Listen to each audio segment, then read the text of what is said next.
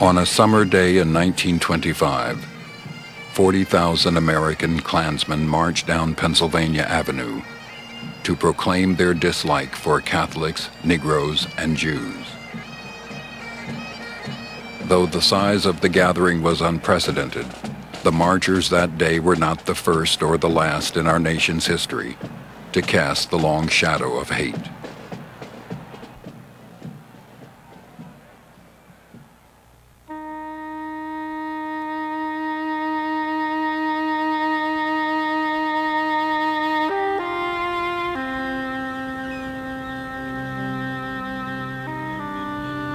One journey had ended and another had begun. When the first Europeans landed on our shores over 300 years ago.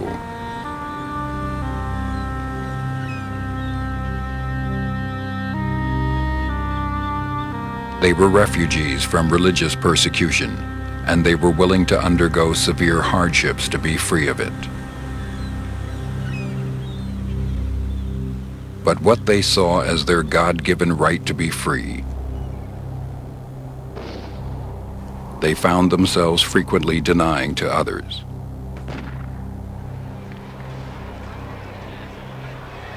When Africans were brought to the New World in chains, it would be the beginning of over 200 years of American slavery. By 1656, Quakers were persecuted, whipped, imprisoned, banished, and branded. Many were forced from the Massachusetts Bay Colony to survive in the wilderness. The Baptists of Virginia fared no better. Because of their beliefs, some were whipped at the stake, their ears cut off, and their tongues bored with hot irons.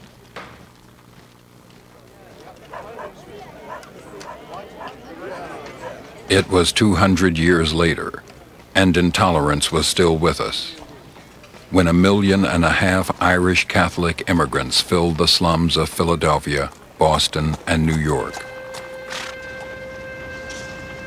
Unskilled and illiterate, they were despised and considered violent and animal-like, a threat to the Anglo-Saxon Protestant way of life.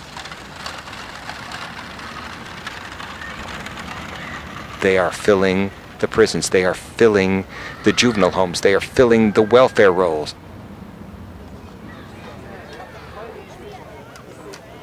And they represented another threat.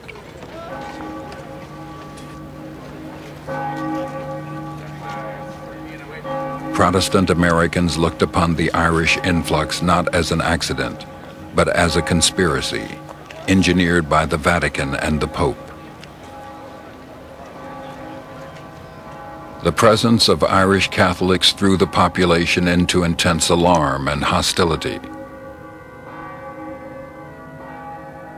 There were attacks on churches and convents, even anti-Catholic riots.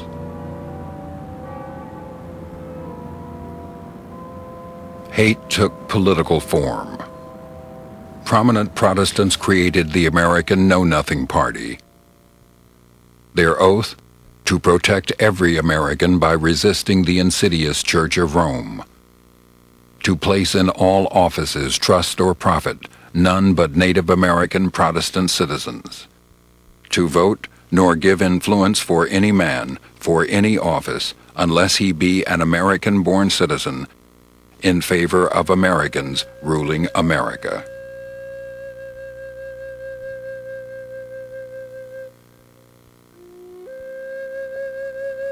The only real Americans by this time were a defeated people. Forced from their land, hundreds of tribes had seen their life destroyed by the white man. One band outside the reservation was the Lakota Sioux, but their time was running out.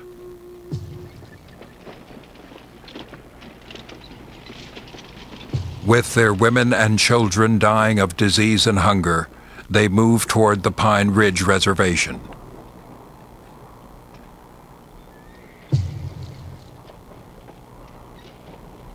were just going somewhere to be able to get food for their people and to be able to make peace. Army had a cavalry posted all around them.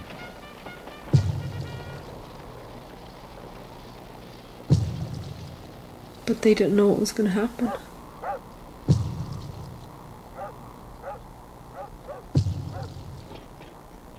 They didn't know if they were going to make it back.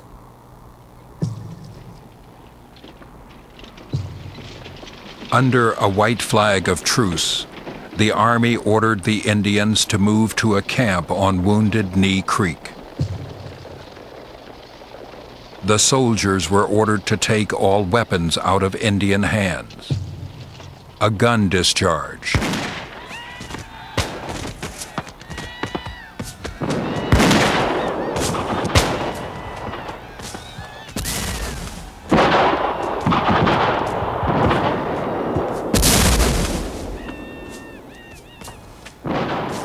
It sounded like thunder to a band of people that were totally disarmed.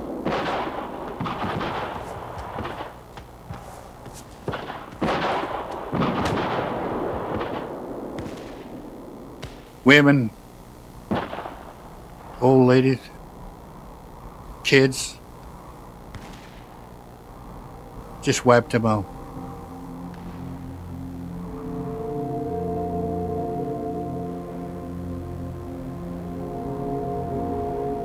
They died slow and terrible deaths.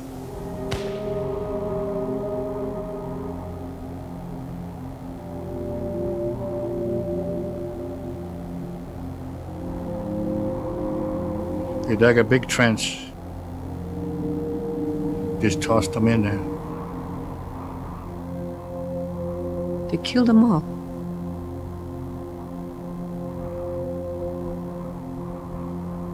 $400 and some men, women, and children.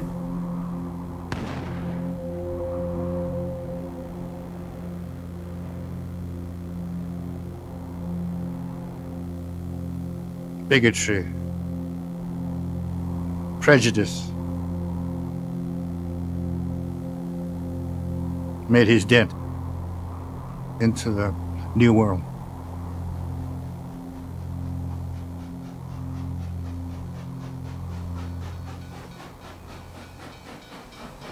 Chinese laborers brought to the New World also faced a suspicious and harsh America.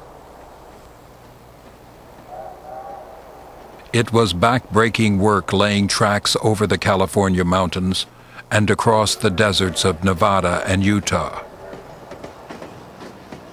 Work for slightly below $1 a day. They had to do all of the work that no one else would do.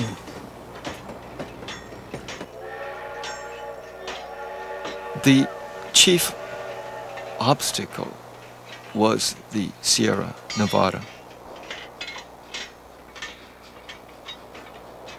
These are granite mountains. The problem was, well, how to, penetrate these mountains. Under intense heat and then intense cold,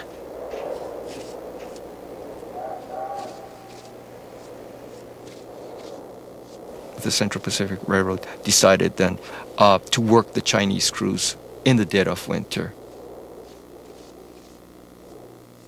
Had to work in tunnels under the snowdrifts.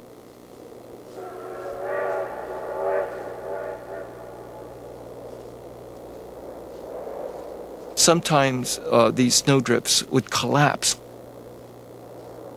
and their bodies were not found until the following spring.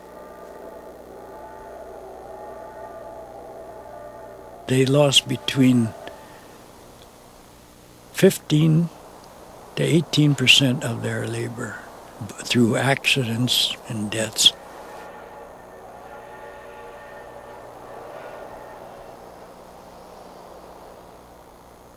They could not have built it without the Chinese.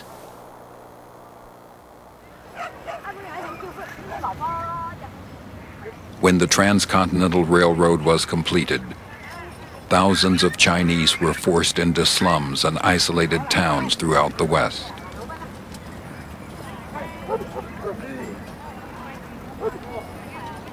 Chinese got pushed out of one town after another. They were confined to ghettos. We heard a lot about lynching of blacks in the South, also lynching of the Chinese.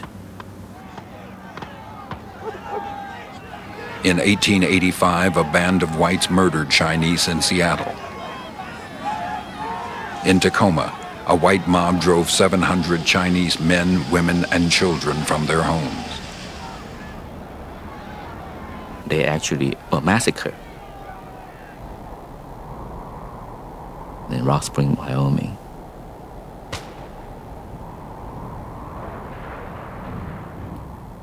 In 1882, Congress passed an Immigration Act.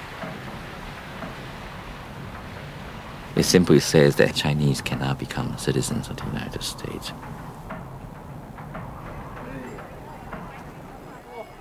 You had the prostitutes, the lepers, and the morons were excluded from immigration. The Congress added the Chinese to that list.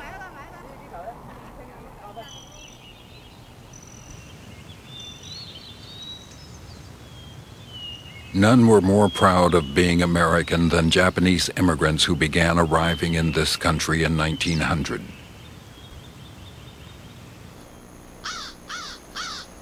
Within a generation, they had transformed American agriculture in the West.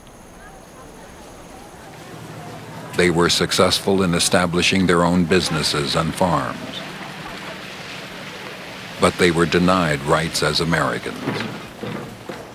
Our parents couldn't buy homes because they couldn't become naturalized citizens by law.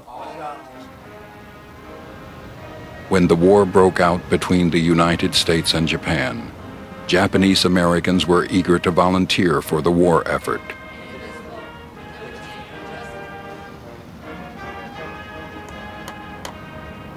But the government ordered over 100,000 persons of Japanese descent, citizens and non-citizens alike, into custody.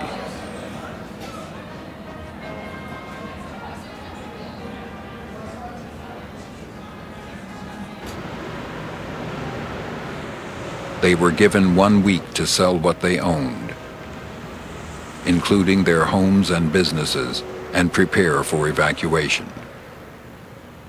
A lot of people lost everything.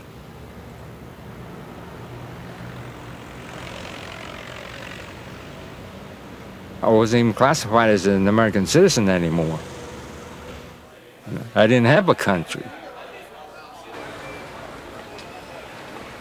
We were singled out as disloyal.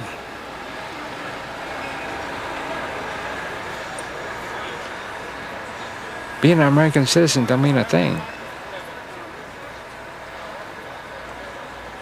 The Constitution is just a piece of paper.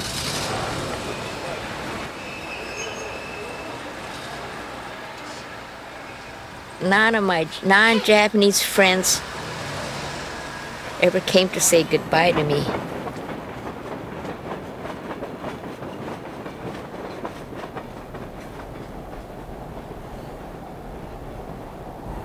They let us off the train in the middle of the desert.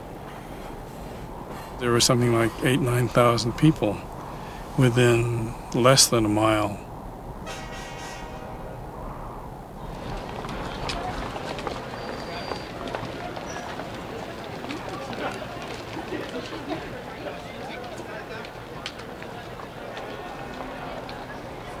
We kept saying, "Mama, this is America."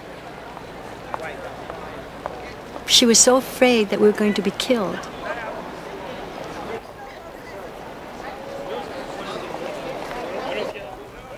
The camps were overcrowded. 100,000 shared community toilets, mess halls, and washrooms. We were all in one room.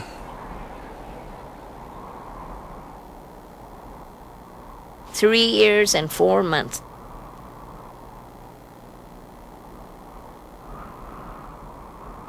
Life in camp was most difficult for the elderly. They had left the old country for the new. Now that was taken from them, like everything else they owned.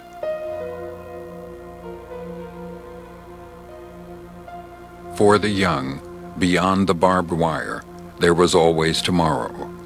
But for others, time had run out.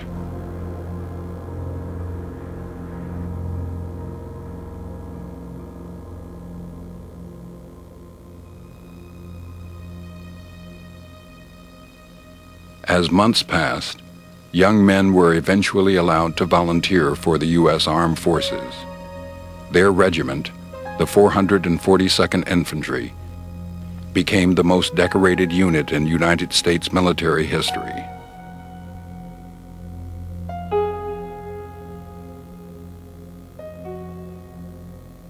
Felix Longoria joined the U.S. Army from Three Rivers, Texas.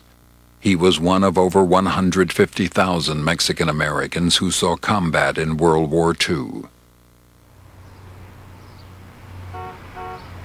Three Rivers, Texas, that's where we lived. All of us, all of the Hispanic people were discriminated against. The sad part about it is that we thought that that was the way of life. After the Japanese attacked Pearl Harbor, the young men of Three Rivers left to go to war. Felix Longoria was one of them. Married with a 2-year-old daughter, he was sent to the Pacific where his division went into combat in the Philippines. They only had one child,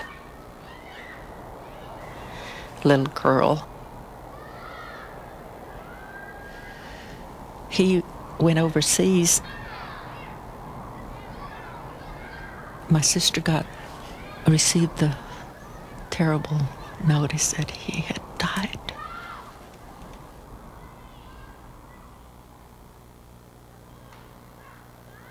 She went to Three Rivers to make arrangements for his body to be brought home. But his widow was told that they would not conduct a funeral for a Mexican American.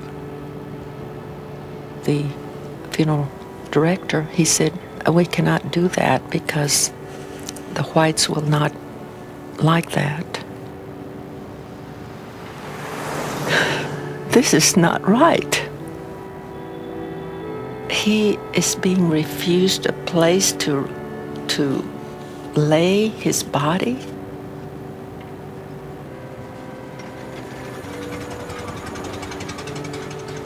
For someone to deny services to someone that had given his life in a strange land. The news about Felix Longoria reached beyond Texas, and it was arranged for his body to be shipped 1,500 miles to Washington and Arlington Cemetery.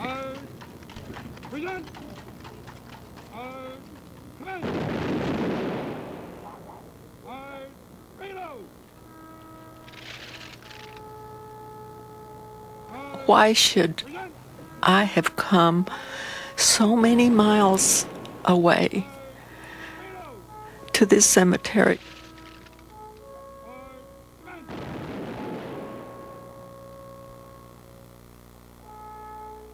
How many Felix Longoria cases must have gone unheard of?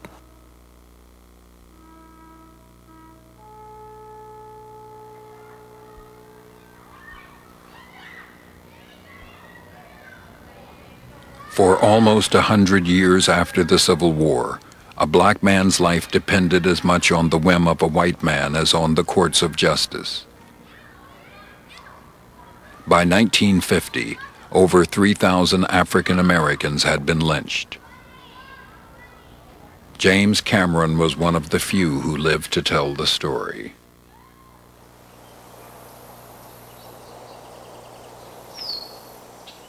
Following older boys bent on robbery, Cameron became scared and ran home to his mother's house.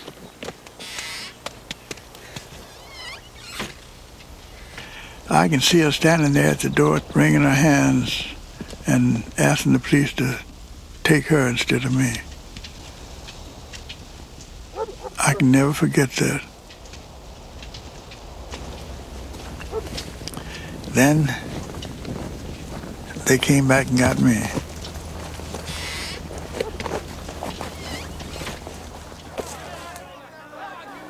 When the mob came up, they said, "James Cameron, come out here, we want you."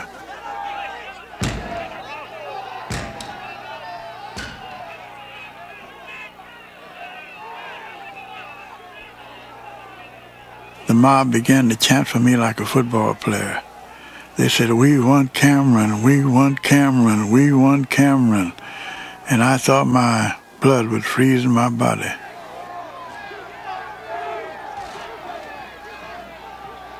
The mob said, "If you don't tell us where he is, we're going to lynch every damn one of you. All you niggers get over on this side of the cell block." And then the beating started.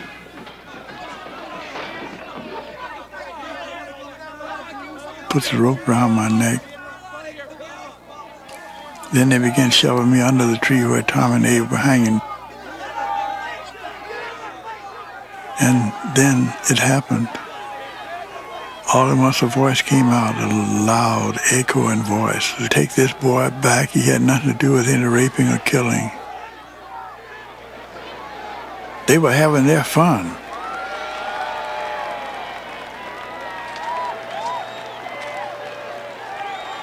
They were lynching black people.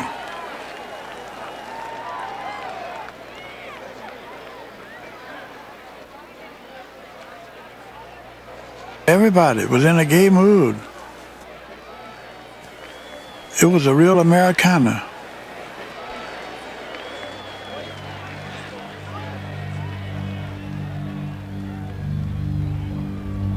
The indiscriminate killing of blacks by whites in the name of justice reached its peak in the South during the 1920s and 30s.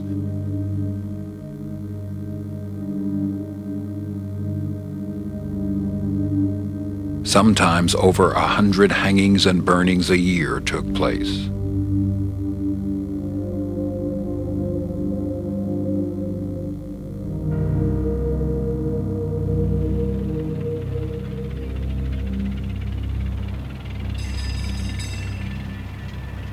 Atlanta, Georgia, in the early part of the century, was the fastest growing city in the South. Young people were leaving small towns and farms for factory wages. Children worked in those sweatshops. I think it was $1.10 for a week's worth of work. One company that was doing well was National Pencil, owned by a respected Jewish family that had lived in Atlanta since before the Civil War. Most jobs were performed by young girls. One of them, Mary Fagan, was from Marietta, Georgia. On a Saturday afternoon, she came to an empty factory to pick up a week's wages. She never left the building alive. Her mutilated body was found in the basement. This was a major murder. And the murder was a brutal murder. Her dress had been torn. Her face was blackened. And there was demands to find the killer.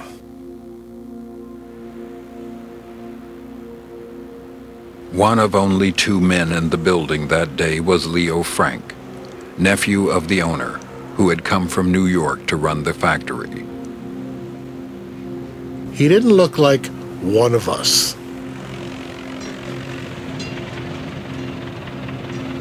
The city of Atlanta spoke of nothing else and called for vengeance.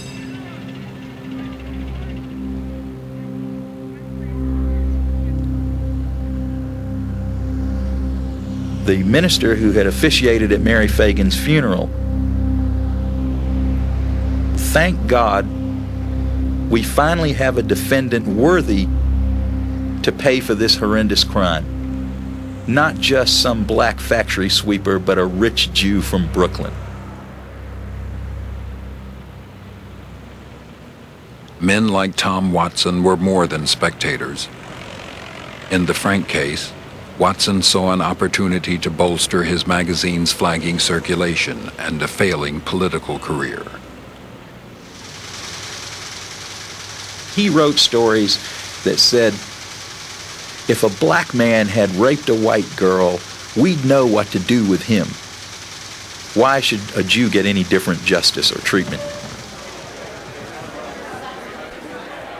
The trial began on a sweltering day in July.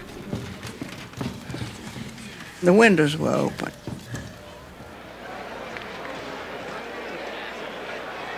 And the mobs outside were yelling in, "Get the Jew, kill the Jew."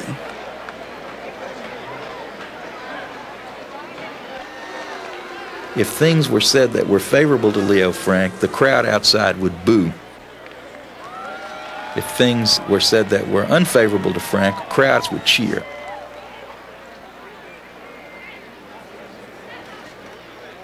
The jury was paraded from a hotel to the courthouse each day. They were afraid they would be lynched if they didn't convict Leo Frank.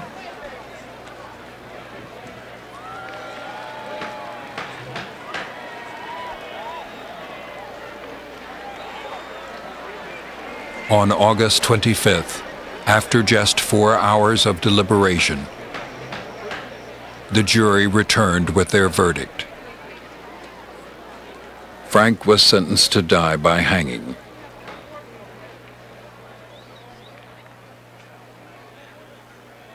Governor John Slayton was convinced the trial was a sham and that the evidence pointed to the other man in the factory that day.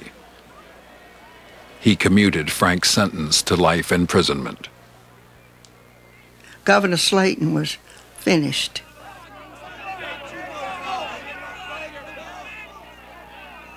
Mobs moved on the executive mansion, urged on by Tom Watson to lynch the governor. Only the presence of the National Guard kept Slayton and his wife from injury and death.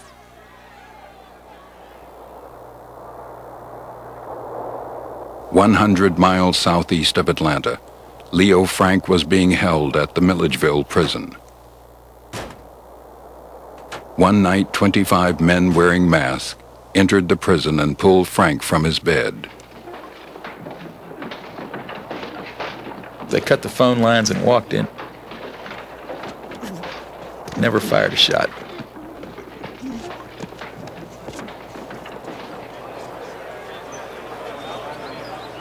The next morning in Marietta, Georgia, a large crowd gathered under an oak tree.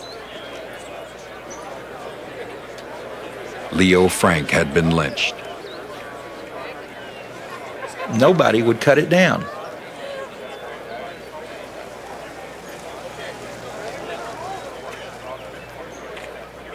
People walked up to the body and tore off pieces of Frank's clothes as souvenirs.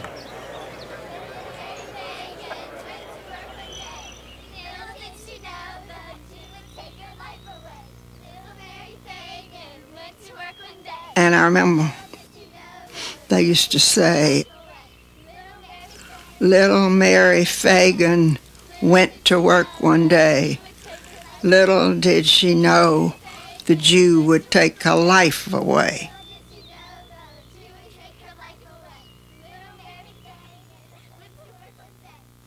Tom Watson's success in the Frank case vaulted him into the U.S. Senate.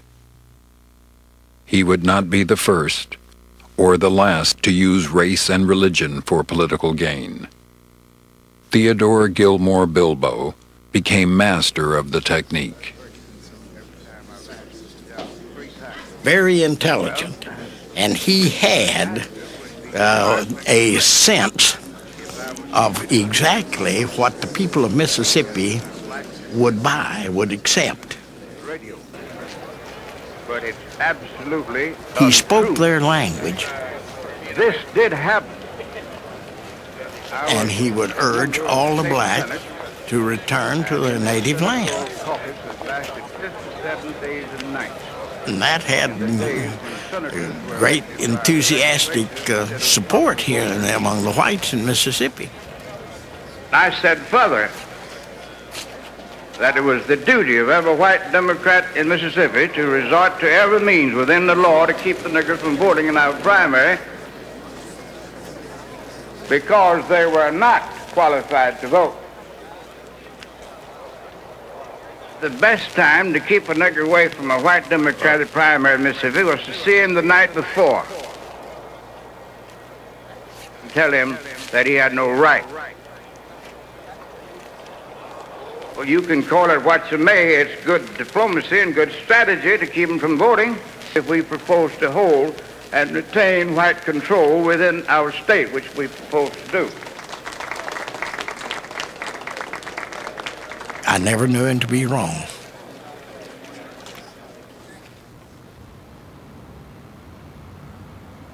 Hate and suspicion of others was not confined to the middle class, to the poor, or politicians.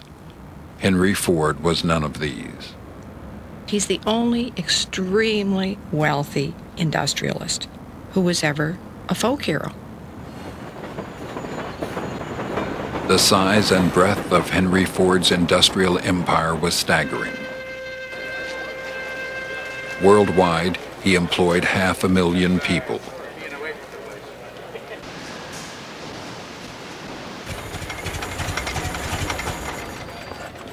He was admired by and shared ideas with the famous. But his views ranged far beyond business. Henry Ford was a committed and radical pacifist. So he bought his own newspaper called the Dearborn Independent.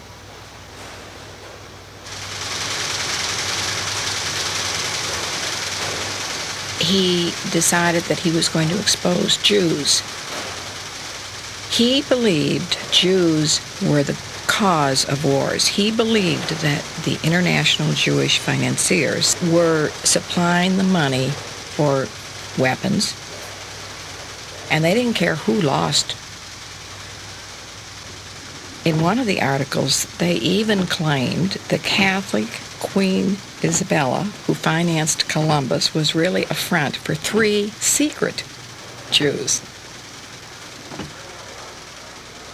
and blamed the Jews for everything: jazz, liquor, everything that bothered Henry Ford.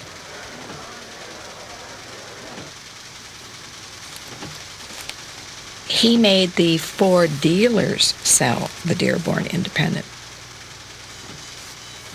It had a circulation of 700,000.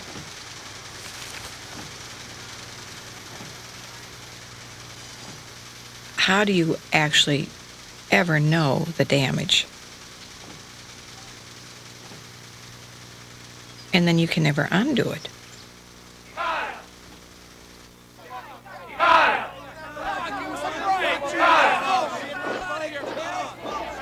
Today, America still struggles with intolerance. Today,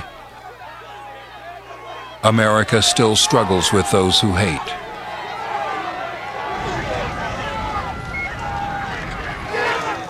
Some still prefer to use the familiar message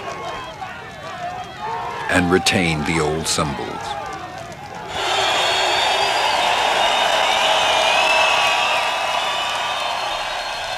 Others have chosen to use the respectability of public office. Others, the popular pulpit of religion. Minister Farrakhan! It is time to require the able-bodied welfare recipient to do work for the welfare. David Duke was Imperial Wizard of the Ku Klux Klan, celebrated Hitler's birthday, sold Nazi literature from his legislative office, and received 60% of the white vote in his home state. I never called Judaism a gutter religion. I said the practice of lying, stealing. The Reverend Louis Farrakhan has preached racial separatism Using God's holy name to shield your dirty religion, not the and blamed Jews for black problems. your dirty practices using God's holy name. Do you hear what I'm saying?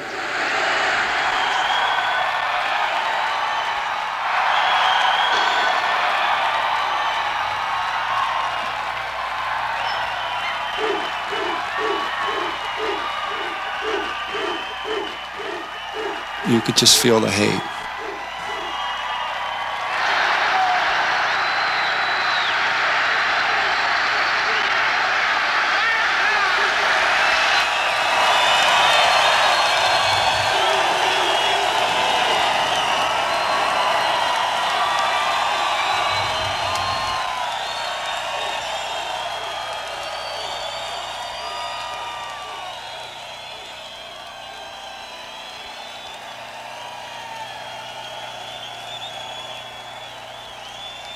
If you're going to be tolerant of people, you got to understand them.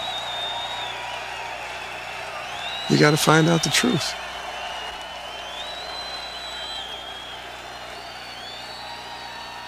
You know, it was Lincoln who talked about, well, what is it that binds us together? And Lincoln said, this nation was founded, dedicated to the proposition of equality.